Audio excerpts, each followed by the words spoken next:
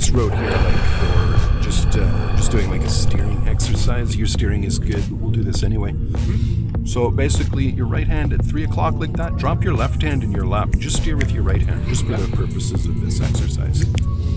So this here just gets people used to figuring out, the primary controls, the gas, the brake, the steering. And judging the sharpness of the corners, use your left hand here. Looking way around the corner as far as you can see around the corner so that you're judging the sharpness here. Yeah, that's one thing that is very effective. Always look in front of you. Yeah.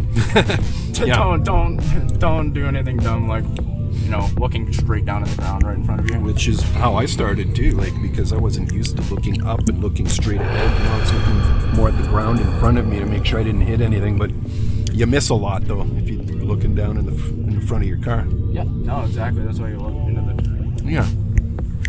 I'm already looking across the snow. You're looking for an oncoming vehicle. Yeah, because you never know on that corner, especially since I was going around a vehicle there could be somebody oncoming. Yeah. Right.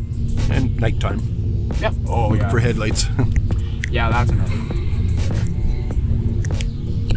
Yeah, your steering's good. So basically, this also shows people the beginning of what they call the hand-over-hand steering method. Yeah. Because when you're turning this corner here, this is about as far as you can go before you turn into a pretzel. Yeah. If it was sharper or if you're going faster, you might have to grab it at the top to finish steering sometimes. Yeah. Yeah, that makes sense. Okay, so we're going to go straight here at this intersection with the yield sign. Yep. And for that, you just slow it down like you did for the speed bumps, just to give yourself enough time to check left and right before you proceed. Imagine a warm, golden light surrounding you, right on. Surrounding Observation. you, surrounding Seeing you. and being seen. That's the key to defensive driving. You can use both hands here. You can use your left hand. And then we're going to turn left around this corner. And you'll see you might need to cross your hands over, hand over hand. You might. This one possibly. It's a 90.